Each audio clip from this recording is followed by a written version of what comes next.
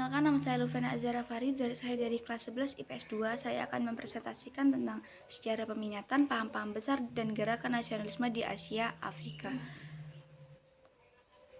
Nama saya Lufena Azara Farid, dari kelas 11 IPS 2, absen 11.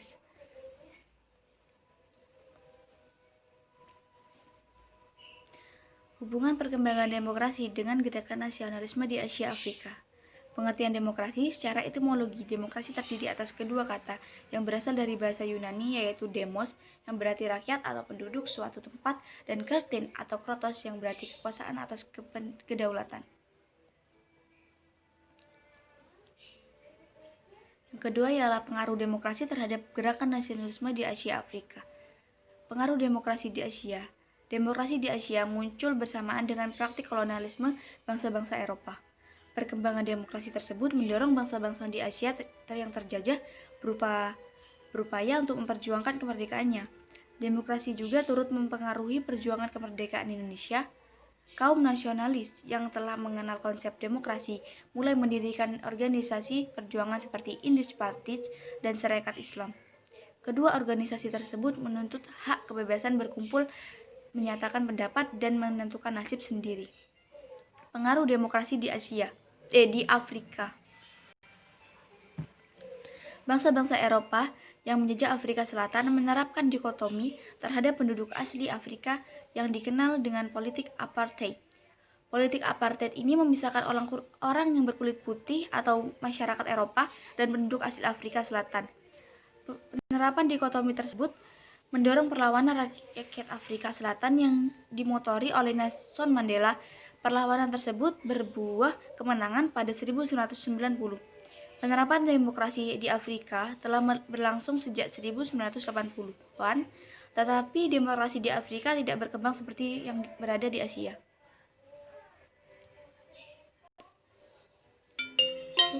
Hubungan perkembangan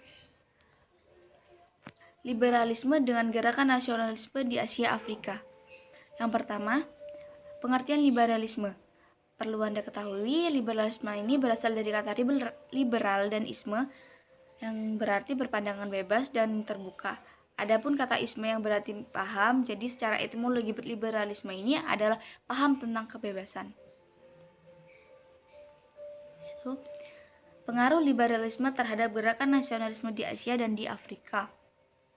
Jadi dari makna katanya saja, liberalisme ini mengajarkan tentang kebebasan, termasuk kebebasan untuk menentukan nasib sendiri. Ajaran inilah yang menginspirasi negara-negara terjajah untuk memperjuangkan kebebasannya. Perjuangan ini didasari adanya penderitaan akibat kebijakan-kebijakan kolonial yang cenderung membebani rakyat. Penderitaan akibat penjajahan dan inspirasi ajaran liberal mendorong munculnya gerakan nasionalisme. Liberalisme di Asia, contohnya yang di Asia itu adalah di Indonesia. Masuknya dibawa oleh Belanda dan pada masa penjajahan. Pada tahun 1870, pemerintahan kolonial Belanda mulai menjalankan politik pintu terbuka dan politik etis. Dengan kebijakan tersebut, Indonesia terbuka bagi para pengusaha swasta, artinya pemilik modal dapat menjalankan modalnya di Indonesia untuk usaha di berbagai bidang. Dan liberalisme di Afrika ini berhasil memerdekakan Mesir. Dahulu Mesir ini di bawah kendali Ottoman, tetapi perkembangan liberalisme di Afrika muncul, lalu terjadi pemberontakan dan perang untuk menerongrong kekuasaan Turki Ottoman. Hubungan perkembangan sosialisme dengan gerakan nasionalisme di Asia Afrika. Pengertian sosialisme. Sosialisme merupakan paham atau gerakan yang menghendaki terwujudnya suatu masyarakat kolektif bahagia. Sosialisme ini menitik beratkan pada masyarakat. Sosialisme lahir sebagai reaksi atau kapitalis yang berkembang akibat revolusi industri. Lalu pengaruh sosialisme terhadap gerakan nasionalisme di Asia Afrika. Sosialisme yang berada di Asia merupakan salah satu kawasan penting di dunia menjadi tujuan kolonialisme bangsa-bangsa barat.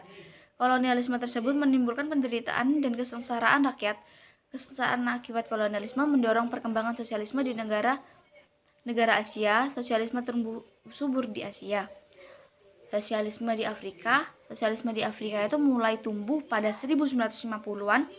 Negara-negara baru di Afrika menerapkan sosialisme menawarkan solusi-solusi menerapkan sosialisme. Mereka itu karena meyakini bahwa sosialisme ini menawarkan solusi-solusi yang lebih konkret bagi negara baru merdeka. Pada awal perkembangan sosialisme di Afrika, buru-buru berbentuk perkumpulan dalam skala kecil. Dalam perkembangannya, sosialisme berkembang menjadi lebih besar dan menjadi ideologi pergerakan. Lalu, hubungan perkembangan nasionalisme dengan gerakan nasionalisme di Asia Afrika. Yaitu satu, pengertian nasionalisme. Secara etimologi kata nasionalisme berasal dari bahasa Latin yaitu kata natio yang berarti secara yang disatukan karena kelahiran, dan kata nasion kemudian berkembang menjadi nasionalisme yang berarti yang disatukan karena kelahiran. Kata natio kemudian berkembang nasionalisme yang berarti paham kebangsaan, dan menurut Otto Bauer, nasionalisme merupakan suatu persatuan perangai atau karakter yang timbul karena perasaan nasib. Hubungan perkembangan pan-islamisme dengan gerakan nasionalisme di Asia Afrika. Dan secara sederhana, pan-islamisme dapat diartikan sebagai persatuan umat Islam di seluruh dunia. Ajaran untuk bersatu sesama umat Islam dapat dilihat dalam beberapa ayat dalam Al-Quran dan hadis. Pan-islamisme telah menginspirasi gerakan nasionalisme Islam oleh negara-negara barat. Pan-islamisme yang bersifat radikal dan progresif dianggap sebagai suatu gerakan perlawanan terhadap imperialisme dan kolonialisme. Semangat gerakan pan-islamisme telah mengakibatkan rasa kebangsaan yang kuat nasionalisme. Hal itu terlibat dalam kemerdekaan yang diperoleh oleh umat Islam pada abad ke-110. Negara-negara berpendudukan mayoritas muslim yang memperoleh kemerdekaan pada abad 110 sebagai berikut. Dan Indonesia, Mesir, Irak, Pakistan, dan lain-lain. Dan mungkin sekian dari saya. Assalamualaikum warahmatullahi wabarakatuh.